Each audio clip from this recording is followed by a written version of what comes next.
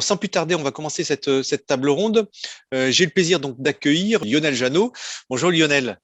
Bonjour, bonjour à tous. Tu es vice-président de la FIDI, j'allais dire vice-président, je ne sais pas pourquoi. Ensuite, Marc Charrois. Bonjour Marc.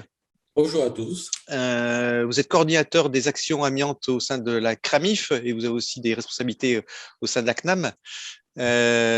Également Patrick Bontemps. Bonjour Patrick. Oui, bonjour. Géologue, référent technique dans le domaine de l'amiante et administrateur de l'ULSB, c'est le nom des laboratoires dans les bâtiments sur l'amiante. Voilà, merci à tous d'être avec nous. Alors, on avait dit peut-être un premier tour de table pour vous présenter et présenter vos organismes respectifs. Lionel, tu veux commencer ? La FIDI, la Fédération interprofessionnelle des diagnostiqueurs immobiliers, qui est la fédération la plus importante et la plus représentative et indépendante sur les métiers du diagnostic, que ce soit le diagnostic immobilier, que ce soit le repérage amiante et ces derniers jours le diagnostic de performance énergétique sur lequel on est assez actif, et bientôt l'audit énergétique. J'ai pas vu dans des différents Xavier, dans des différents sujets traiter le DPE, qu'est-ce qui se passe? Nous rassemblons plus de 1000 diagnostiqueurs et nous avons un bureau qui est en charge des différents sujets et représentatif de l'ensemble des différentes structures et de taille. C'est-à-dire qu'on va des indépendants et des solos jusqu'aux sociétés de taille intermédiaire, jusqu'aux réseaux qui sont les sociétés nationales, de manière à être bien représentatif, d'une part, et d'autre part, de prendre des décisions collégiales de façon à ce qu'on défende correctement et de façon transversale l'ensemble des acteurs du métier.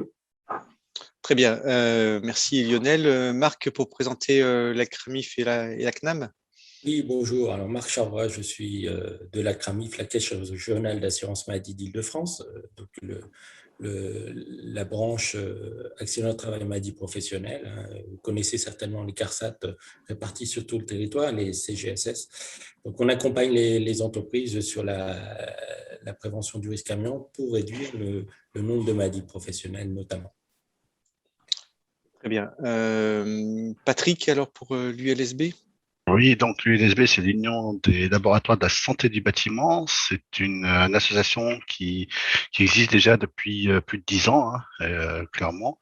Les adhérents sont les laboratoires qui réalisent des analyses d'amiante sous accréditation, mais également toutes les structures de stratégie prélèvement dans l'air qui réalisent également toutes ces prestations sous accréditation COFRAC.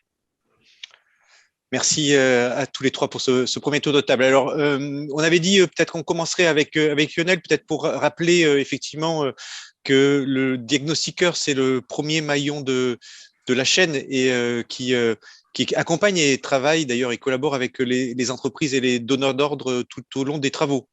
Lionel. Alors, oui, dans le cadre des travaux, que ce soit des travaux de plus ou moins importants sur les bâtiments ou la démolition, le diagnostiqueur, sur différents sujets, est appelé pour répondre aux obligations que le maître d'ouvrage va avoir, soit dans le cadre de la protection des salariés, soit dans le cadre de l'environnement d'une façon plus globale, sur différents diagnostics. Alors, si on les balaye très rapidement, on rentrera peut-être après dans le détail de certains. Le repérage amiante avant travaux, avant démolition, le repérage plomb avant travaux, les termites avant travaux, le diag déchets dans le cadre des démolitions, le diag ressources. Donc l'ensemble de ces diagnostics se font par le diagnostiqueur en amont des opérations, sur des périmètres précis, de manière à ce que les diagnostics soient in fine utilisables et pertinents pour le maître d'ouvrage, puisqu'il y a des conséquences derrière.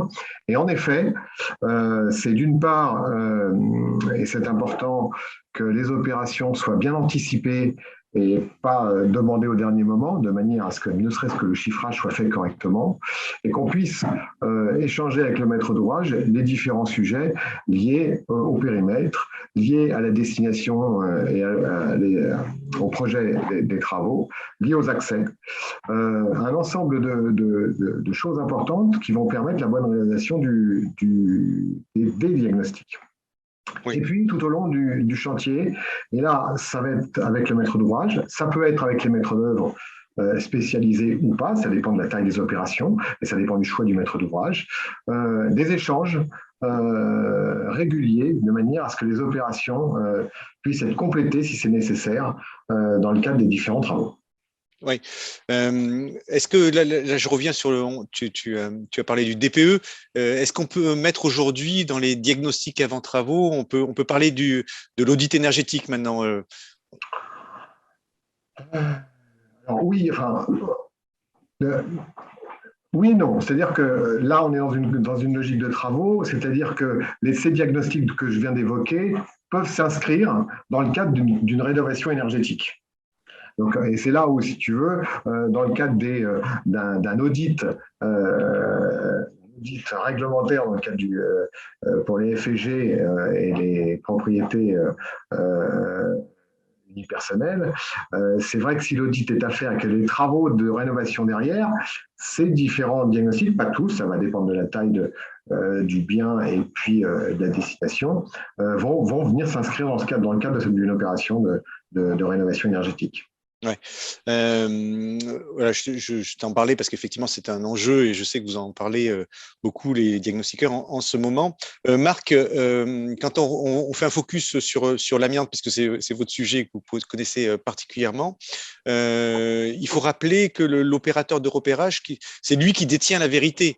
C'est lui qui doit faire les choix, qui doit choisir aussi le laboratoire.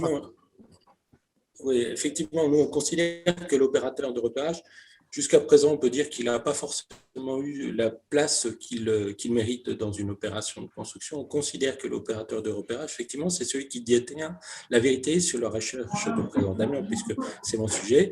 Ça veut dire quoi? Ça veut dire que derrière, on ne se suffit pas non plus à l'opérateur de repérage d'envoyer son rapport pour que après le maître d'ouvrage, le donneur d'ordre dise bon bah ok, j'ai un rapport, ça y est, je peux décider de ce que je fais. On s'aperçoit que finalement l'accompagnement de l'opérateur de repérage sur des opérations est très utile quand il s'agit par exemple de découvrir des matériaux de façon fortuite, et l'opérateur de repérage est la personne la mieux placée pour renseigner. Donc c'est un intervenant à part entière hein, dans le dispositif de rénovation d'un bâtiment. Nous, on tient à le rappeler.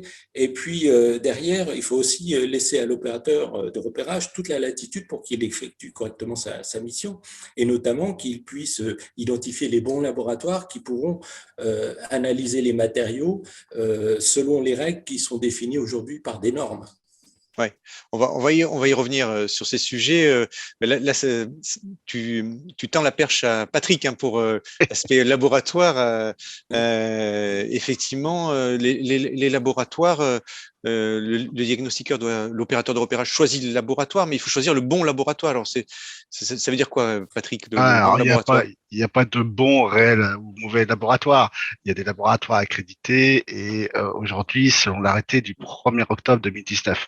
Et effectivement, cet arrêté est venu un petit peu complexifier, je dirais, la chose, puisque avant, on avait une seule portée d'accréditation et qui était surtout centrée sur les matériaux du bâti, alors qu'aujourd'hui, on a 3 portées d'accréditation différentes. Une première qui est sur les matériaux et produits manufacturés dans lesquels on a volontairement ajouté de l'amiante.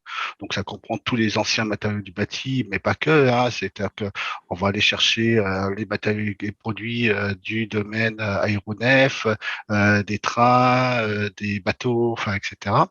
Et on a une seconde portée qui, elle, est spécifique à l'analyse des matériaux et produits bruts, matériaux bruts, qui sont ni plus ni moins que les roches, les granulats, les balastres, dans lesquels on va rechercher l'amiante naturellement présente. Et on a un mix des deux qui est la portée 3, dans lesquels on va aller chercher, qui sont les matériaux produits manufacturés, mais dans lesquels on va aller chercher de l'amiante naturellement présente, c'est-à-dire que de l'amiante qui n'a pas été volontairement ajoutée, qui est présente par de la charge minérale ou des choses comme ça. Oui, donc c'est-à-dire que l'opérateur de repérage, il doit choisir, si j'ai bien compris, le laboratoire qui correspond à la mission qu'il veut, Alors, la recherche qu'il veut faire. alors c'est Et même donc, plus complexe que ça, si tu ouais. veux. C'est que c'est pas que par rapport à la mission, c'est par rapport aux matériaux et produits qu'il va prélever. C'est-à-dire que s'il prélève une dalle de sol pour analyse, ça sera de la portée 1, puisqu'une dalle de sol, on n'a pas forcément de charge minérale. S'il prélève, par exemple, dans un bâtiment un enduit, bah, on peut se poser la question sur l'enduit de la possibilité d'avoir une charge minérale dans cet enduit-là. Et dans ce cas-là, il faudra qu'il choisisse un laboratoire de portée 3, tu vois, etc., etc. On parle des enrobés bitumineux beaucoup en ce moment. On a des enrobés bitumineux parties privatives qui font partie des bâtis, par exemple. Bah, ces enrobés bitumineux font partie de la portée 3. Donc, on peut, dans le cadre d'un diagnostic et d'un repérage avant travaux d'un bâtiment, se retrouver avec des matériaux portée 1, avec des matériaux portée 3, et puis pourquoi pas, on pourrait avoir un peu je dirais, de décoration avec de la serpentine, par exemple, hein, ça arrive souvent dans les beaux immeubles, et ben, ça serait de la portée 2. Ouais. Est-ce que Lionel, les opérateurs de repérage ont bien conscience de ces enjeux et font bien attention en fonction des prélèvements qu'ils réalisent, des laboratoires à qui ils adressent ces prélèvements? Oui, bah, en fait, dans le cadre de nos certifications, dans le cadre des veilles, on tient à jour les différentes informations, les différentes portées liées au prélèvement qu'on va réaliser. Ça, c'est une première chose. La deuxième chose, c'est que dans le cadre du partenariat que les diagnostiqueurs ont avec leur laboratoire, sur les portées d'accréditation, il y a un suivi. Donc les diagnostiqueurs sont au courant. Oui. Mais est-ce qu'un laboratoire pour accepter un prélèvement sans avoir l'accréditation pour réaliser l'analyse et puis sortir un résultat? C'est de la responsabilité du diagnostiqueur de bien vérifier que le laboratoire est accrédité et il le verra au retour d'analyse. D'une part, c'est soit le laboratoire n'analysera pas, soit il répondra avec une analyse qui ne sera pas accréditée. Ouais. Fait, Donc, pardon, Patrick. non, je disais tout à fait, oui, oui. Soit le labo n'analysera pas, soit ce sera hors accréditation, s'il n'est Ouais. pas à la portée. Oui, donc le risque dans tout ça, là on parle de diagnostic avant travaux et on est un focus sur l'amiante, mais le risque dans tout ça, c'est que effectivement l'opérateur de repérage ne puisse pas choisir le laboratoire, parce que finalement on voit qu'il doit avoir la main sur le choix du laboratoire. Est-ce que ça arrive des fois sur des appels d'offres que le donneur d'ordre veuille imposer son laboratoire? Non, ça arrive. Non, et de toute façon, le maître d'ouvrage ne peut pas obliger le diagnostiqueur à orienter tel ou tel laboratoire. Oui, donc ça doit être C'est l'opérateur de d'ailleurs une repérage. question c'est dans la question, une des réponses du question-réponse de la DGT, hein, je crois. Ouais. Et des années QR. Ouais. Et Marc, quand une entreprise a un doute finalement sur une analyse qui a pu être faite par un diagnostiqueur, est-ce que finalement elle peut reprendre la main, envoyer ça au laboratoire pour aller contrôler? Qu'est-ce que vous en pensez? Non, nous, on pense que c'est de la responsabilité de l'opérateur de repérage d'identifier finalement les bons laboratoires. Alors, bien sûr qu'il doit y avoir un dialogue avec le donneur d'ordre, hein, parce que le donneur d'ordre aussi, quelque part, il doit s'assurer que la prestation est correctement réalisée. Donc, bon, comme l'a dit Patrick Bontemps, vous voyez qu'il y a quand même des nuances dans les laboratoires, dans le choix des laboratoires. Donc, ça veut dire que derrière, c'est une affaire aussi de spécialistes, hein, et donc, du coup, l'opérateur de repérage, lui, doit identifier les laboratoires, mais ça reste aussi sous couvert, disons, de la vigilance du donneur d'ordre. Donc, il y a forcément l'opérateur de repérage qui doit donner des informations au donneur d'ordre, qui aujourd'hui n'ont pas forcément toutes ces connaissances-là. Ouais. D'ailleurs, je crois que vous avez élaboré un guide, Marc, sur ce sujet pour aider les donneurs d'ordre à faire des passations de marché de repérage qui soient correctes. Oui, alors aujourd'hui, il y a la FNTP, une partie des personnes qui siègent en comité de normalisation le domaine 2 qui sont sur l'élaboration d'un guide de passation de marché de repérage amiante avant travaux. Il y a la même chose aujourd'hui, il y a l'élaboration d'un guide qui sont à peu près au même niveau d'avancement pour les immeubles bâtis. Bien évidemment, il faut que ce soit partagé avec le plus grand nombre et on espère que ça aidera les donneurs d'ordre à déjà identifier, donner les moyens finalement dans leur marché de manière à ce que les opérateurs de repérage puissent avoir une mission correctement bordée. Ouais. Oui, parce que finalement, l'opérateur de repérage, je parle pour Lionel et pour Patrick, c'est qu'il intervient tout au long de la mission, c'est-à-dire qu'il va intervenir en amont des travaux, mais aussi après, on va commencer à faire des travaux et il faut qu'il puisse réintervenir pour venir contrôler certains points. Oui, et c'est d'autant plus important ce que dit M. Charrois, c'est que les maîtres d'ouvrage qui n'ont pas été confrontés à la problématique amiante, s'ils ont la possibilité d'avoir un guide qui va les aider à passer l'appel d'offres, est une chose importante parce que tout le monde le sait bien, la législation liée à l'amiante est un empilement de différentes législations et différentes normes qui n'est pas facile à absorber quand on n'est pas spécialiste. C'est d'autant plus compliqué pour les maîtres d'ouvrage. Les maîtres d'ouvrage aujourd'hui qui prennent le temps de passer les appels d'offres ou de faire des demandes d'offres en amont des opérations sont soit des gens qui sont très, très au courant de la problématique amiante, soit qui ont été confrontés à des problèmes en cours de chantier parce que la dernière opération s'est passée un peu trop vite et sans imaginer les problèmes que ça pouvait engendrer dans le cadre d'une opération qui n'a pas été préparée, qui n'a pas été anticipée ou qui a été négociée d'une façon trop ardue et qui a impliqué des conséquences sur la qualité et la pertinence du diagnostic. Et ça, c'est très important car on est contraint, le repérage avant travaux ou avant démolition, c'est du temps sur place, c'est de l'étude documentaire, des documents qu'on peut nous envoyer relatifs à l'amiante qui a été déjà trouvé dans les bâtiments, mais également du travail documentaire de préparation de mission, des prévisites qui vont être nécessaires pour les différents accès, les problèmes de prélèvement accessibles ou pas, en fonction des hauteurs, en fonction de différents critères. Et ça, c'est pas sur une simple demande ou un cahier des charges qu'on pourra être suffisamment complet dans l'offre.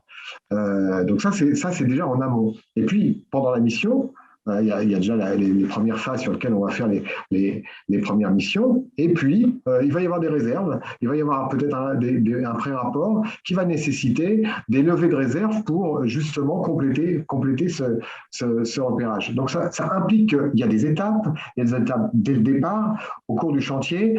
Et soit on est initié à la chose, soit on a un guide qui permet justement au maître d'ouvrage de pouvoir l'appliquer et puis d'être assisté, parce que ça évite les conséquences juridiques, les retards de chantier et donc les problèmes financiers qui vont arriver derrière, puisque qui dit retard de chantier dit décalage, travaux supplémentaires et des conséquences complémentaires liées à ces découvertes ou des diagnostics ou des repérages mal préparés. Donc, c'est très important. Ouais. Est-ce que, Marc, ça arrive souvent, ces aspects où de conséquences juridiques et financières sur les donneurs d'ordre, ce que vous constatez, vous? Alors, juridique, ça reste encore anecdotique. Hélas, peut-être, on ne veut pas condamner tout le monde, bien évidemment, il faut agir en amont. Mais financière, oui, tout le monde, j'imagine, les grands donneurs d'ordre ont tous des exemples, hélas, de situations où il y avait le rapport qui était perfectible, ou alors on s'est aperçu trop tard que la présence d'amiante dans des éléments qui n'avaient pas été identifiés avant ont bouleversé complètement le marché. Il a fallu réadapter le volume même des travaux, ça peut arriver. Hein. Et c'est pour ça que aussi, c'est l'opérateur de repérage qui connaît le mieux finalement le bâtiment sous l'angle recherche de présence d'amiante. Je ne connais pas trop les secteurs d'autres de recherche et thermites, etc. Mais c'est pour ça que l'opérateur de repérage, ça doit être le premier interlocuteur sur une opération qui est en cours quand il y a une découverte d'amiante. Ce n'est pas le réflexe d'avoir l'entreprise qui va faire son propre prélèvement. c'est pas forcément le meilleur réflexe. Le meilleur réflexe, c'est de dire, bon, j'ai un matériau qui pourrait contenir de l'amiante. Je vais appeler l'opérateur de repérage qui est toujours identifié parce on a prévu sa présence pendant tout le déroulement de l'opération et je vais lui poser la question. Et lui, qu'est-ce qu'il va faire? Il va regarder par rapport à ces zones présentant des similitudes d'ouvrage si ce matériau identifié faisait bien partie de ces sondages et il pourra peut-être donner l'information beaucoup plus rapidement et qui sera pertinente parce que quand on dit qu'il détient la vérité, c'est-à-dire que c'est lui qui peut se prononcer sur la présence ou l'absence d'amiante. Ouais. Si on parle, Patrick, sur la recherche d'amiante environnementale, peut-être on peut faire un petit focus sur la norme P94-001, Ouais. si je me trompe pas. Oui, c'est ça, c'est la P94-001. Alors, si tu veux, ça change pas fondamentalement les choses, hein. La façon de travailler sera relativement la même. C'est ce que Lionel disait. C'est-à-dire qu'il y a toute une étape je dirais, de bibliographique, même dans le domaine environnemental. C'est-à-dire qu'on touche, en fait, les roches et sols en place, hein. Il y aura toute une recherche bibliographique qui sera réalisée par un opérateur de repérage. Donc, c'est ce qu'on a appelé la mission A0. Ensuite, il y a une partie, cette fois-ci un peu plus spécifique, mais qu'on peut rattacher à la connaissance de l'opérateur de repérage dans le bâtiment, qui est une partie pétrographique. Effectivement, là, c'est un géologue, opérateur de repérage. Donc, lui, il va aller sur le terrain, il va aller regarder si effectivement on a bien des objets géologiques, je dirais, susceptibles de contenir de l'amiante. On est toujours dans le Alors susceptible. je te coupe là. Ouais. J'entends un nouveau mot. Alors géologue, il n'y avait jamais Alors, le mot. géologue, opérateur de repérage. Est-ce que maintenant il faut un géologue? Alors du coup, Alors, pour tout ce qui va être diagnostic selon la P94-001, oui. C'est-à-dire qu'en fait, on a bien insisté sur la connaissance géologique. Mais ça ne sera pas ouvert à tout le monde. Il faudra montrer qu'on connaît déjà bien la minéralogie, bien la géologie. Et ça, pourquoi? Parce qu'en fait, pour acquérir ce type de connaissances, c'est minimum 3 ans d'études. Donc, on ne peut pas, les géologues opérateurs d'opérage seront formés, hein, au même titre que les autres diagnostiqueurs, mais on ne peut pas prétendre, je dirais, d'acquérir ces connaissances-là en quelques semaines, même de formation, alors qu'il a fallu pour des géologues 3 ans d'études pour les obtenir. ça, je découvre alors, mais Lionel et Marc devaient le savoir. Mais si je comprends bien, là, je tire le fil. Si je comprends bien, pour tout ce qui est tranché, il faut être géologue, opérateur de repérage. Alors, pour toute ouverture de tranchée, c'est-à-dire Ouais, que l'ouverture de tranchée sera des travaux ouais. sur de la roche. Donc avant, il va falloir effectivement faire un repérage. Est-ce que au niveau de la tranchée, on a un sujet amiante ou pas? Ouais. Est-ce que Lionel, les diagnostiqueurs, les opérateurs de repérage sont sensibilisés sur ces sujets? Oui, certains sont sensibilisés et de toute façon, vous allez le découvrir dans les intervenants qui vont suivre, qui sont ultra sensibilisés sur le sujet. Donc sur les conférences qui vont suivre, ça pourra être abordé.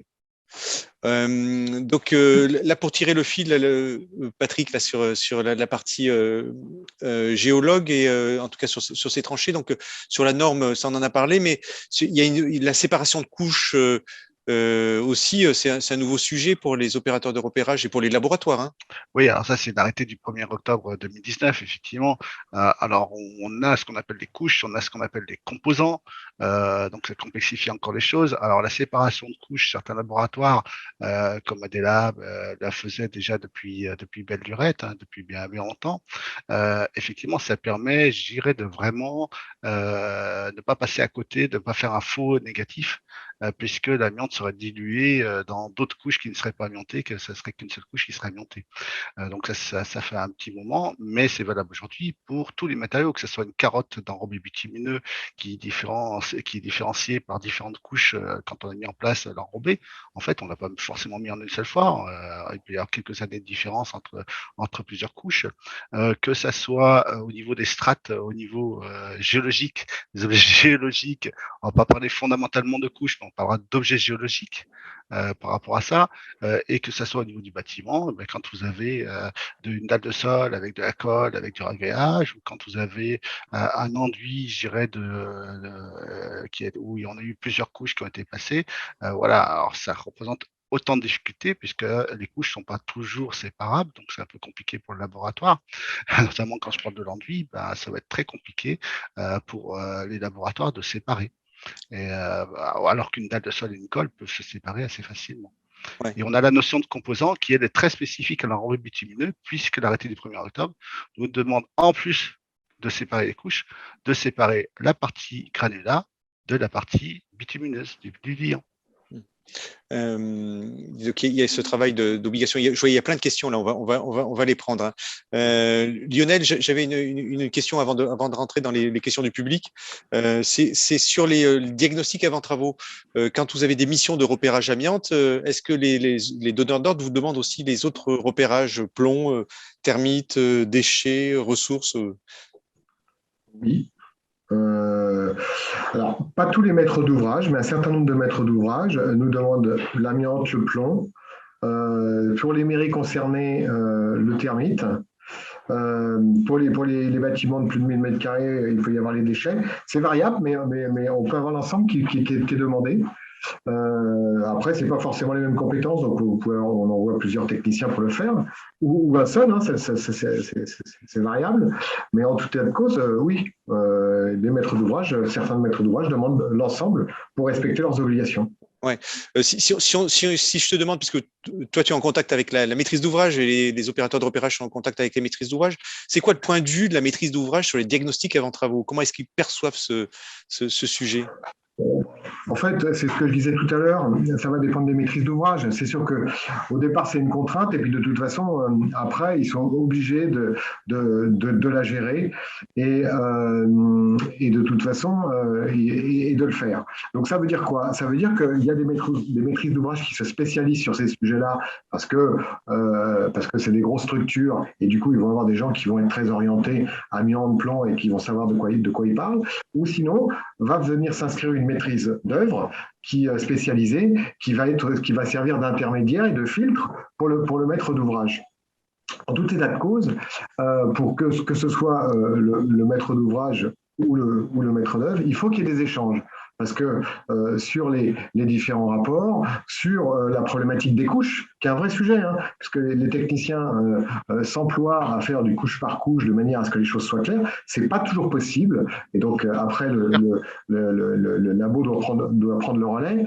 Mais du coup, ça implique que sur le résultat final de la détermination de la présence ou de l'absence d'amiante, ça a des conséquences. Ça pose des questions. Et c'est là où il doit y avoir des échanges très précis avec la maîtrise d'ouvrage ou le maître d'œuvre pour voir comment on oriente les choses de manière à ce que derrière, et c'est ça dont il faut avoir conscience, c'est que ces repérages amiante, plomb principalement, vont être soumis à des obligations de travaux derrière, sur lesquelles le maître d'ouvrage ou le maître d'œuvre spécialisé va prendre des orientations, des choix, des arbitrages en fonction du type de travaux, du périmètre de travaux qui vont être à faire, mais du type de retraitement de l'amiante, parce qu'il y a plusieurs solutions. Et ça va être aussi en fonction du repérage qui aura été fait. Et c'est là où ces échanges sont très importants, comme pour les raisons qu'on a évoquées tout à l'heure, qui sont les problématiques de responsabilité, mais aussi économiques dans le cadre de la gestion du chantier et du traitement de l'amiante en place.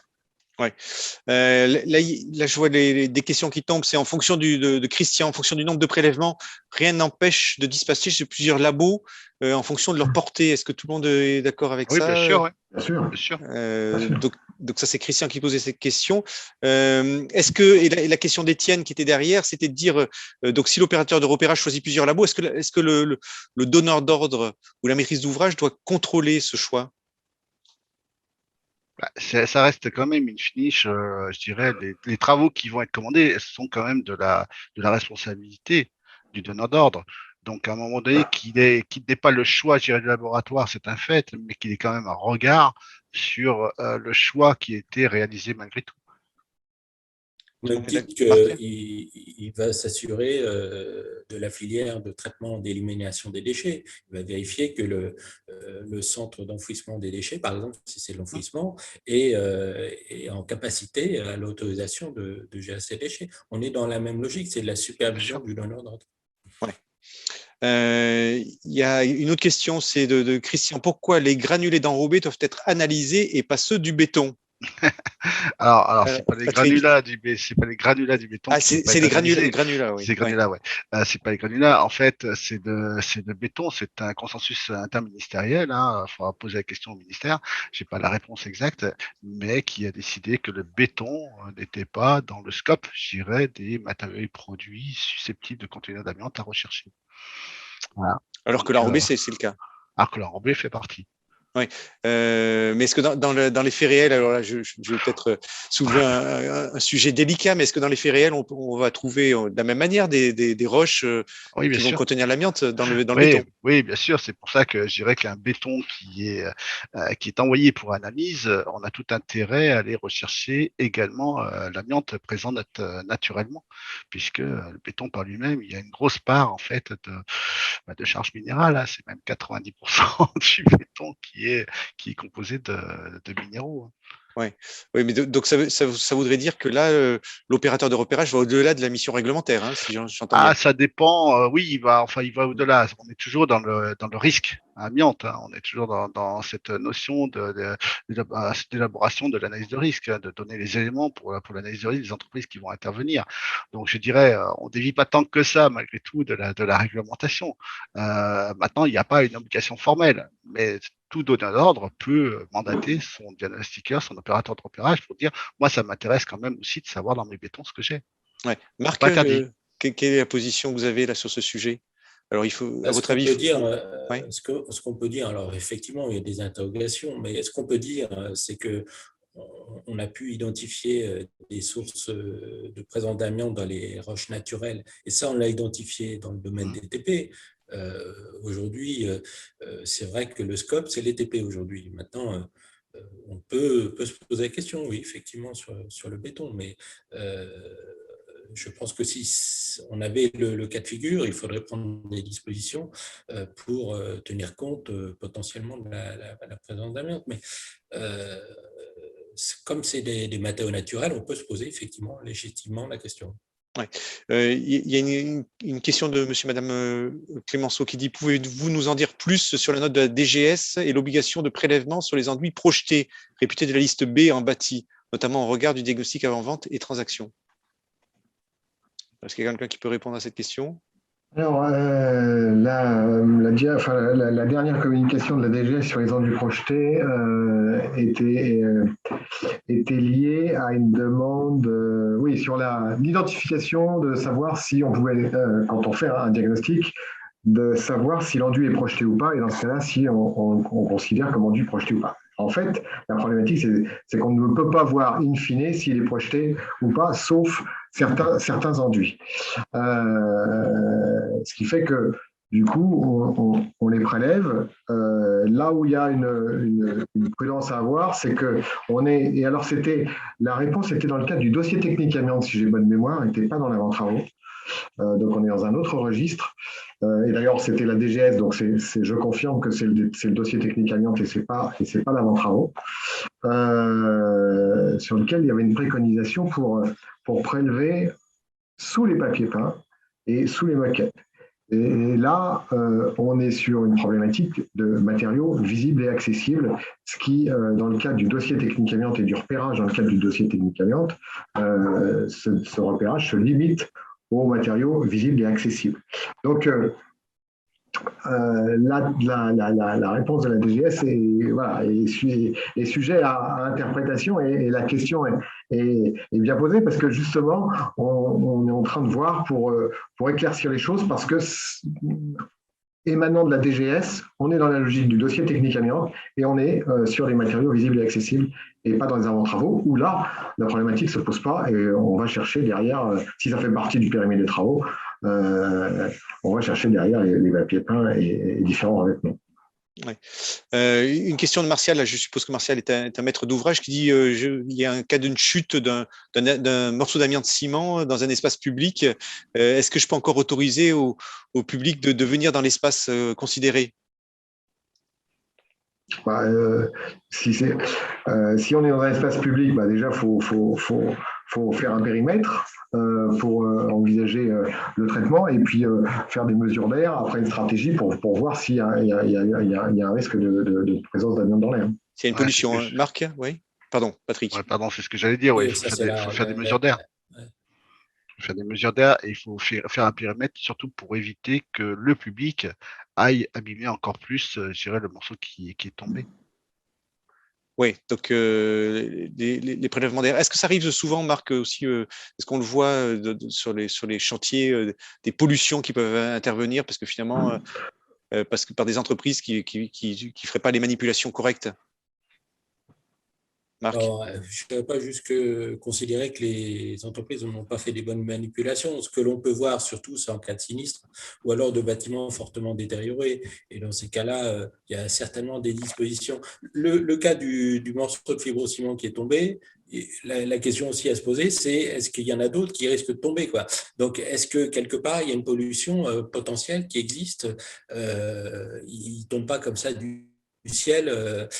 Donc, c'est cette analyse-là aussi qu'il faut mener. Mais on a surtout les problématiques dans des friches industrielles et lors de sinistres.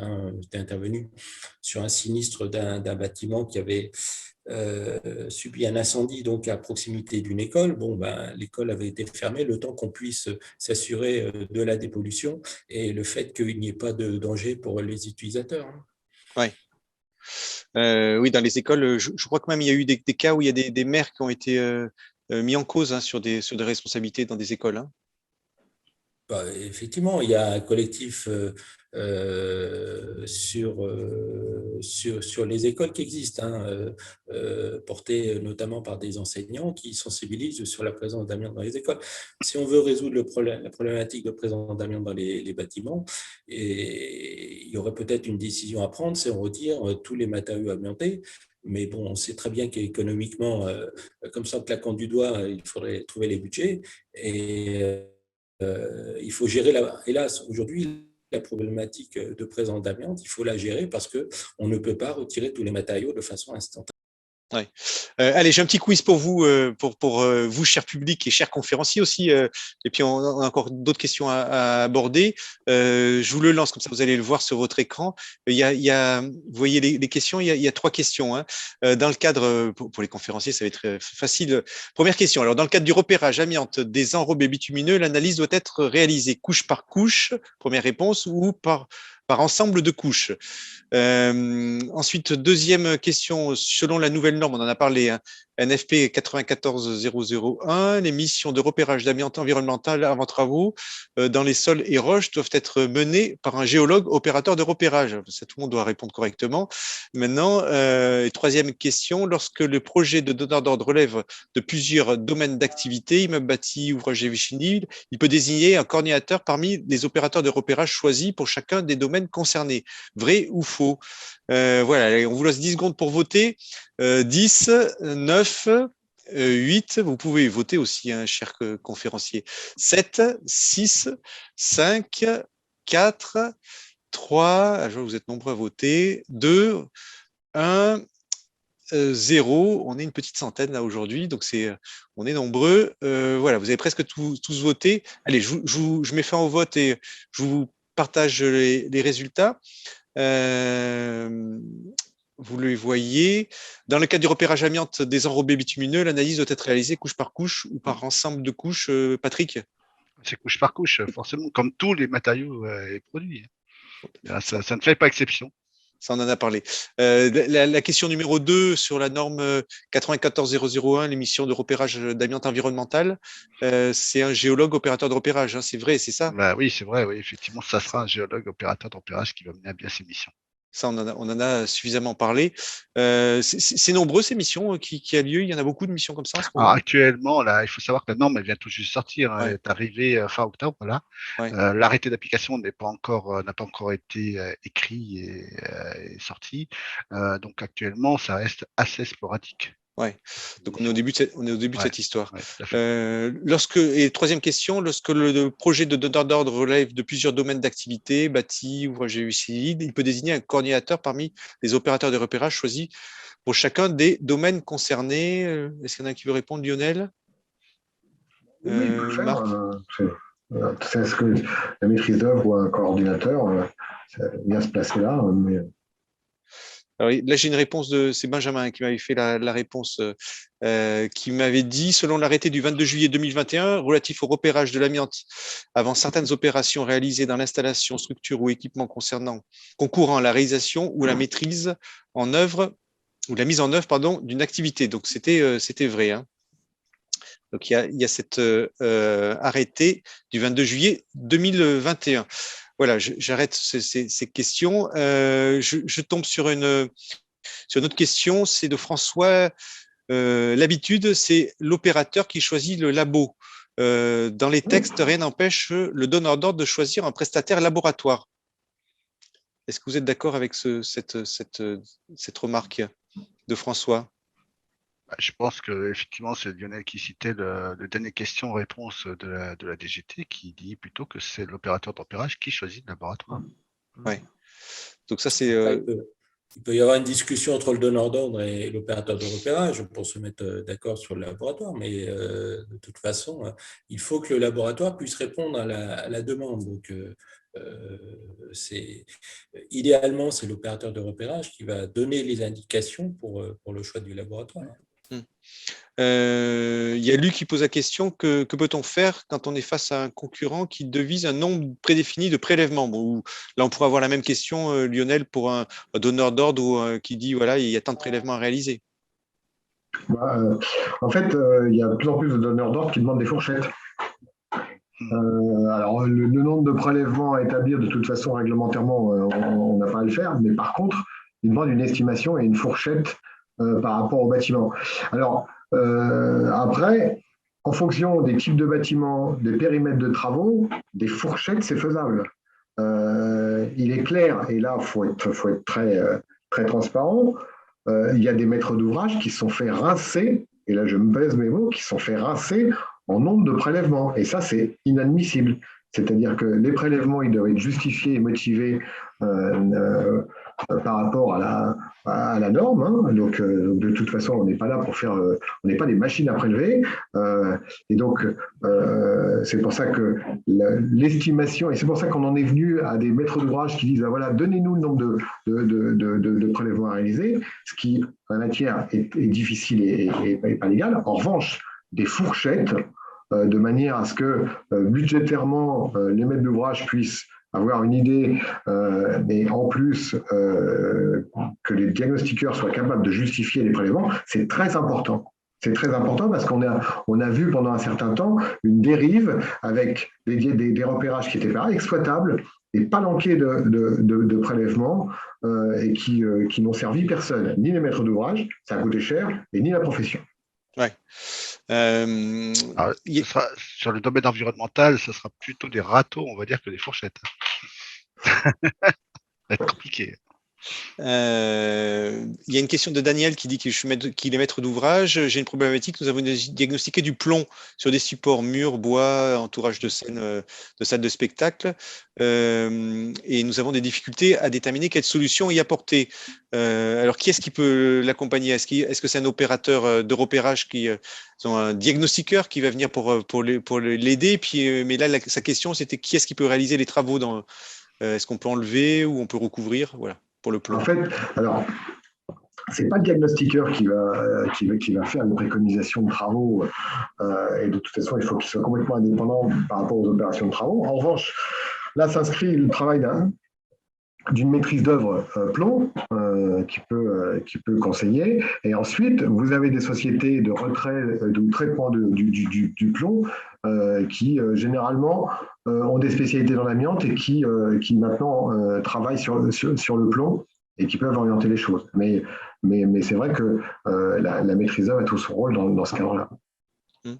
Marc, il y avait une remarque là-dessus oui, sur la partie. De toute façon, c'est un polluant, le plomb. Hein, donc, il faut essayer de trouver les compétences là où elles sont. Si le donneur d'ordre n'a pas de connaissances particulières à ce sujet, ne serait-ce que pour lui permettre d'identifier des entreprises qui interviendront, il faut s'entourer des compétences de maître d'œuvre. Aujourd'hui, il y en a qui ont de sérieuses connaissances sur le sujet, hein, qui peuvent conseiller utilement les donneurs d'ordre. Hein.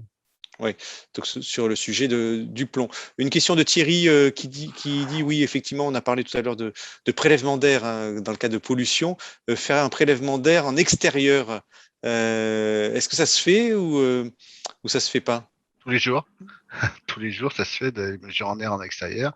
D'ailleurs, c'est une accréditation spécifique des laboratoires Ouais. de réaliser ces essais-là. Hein.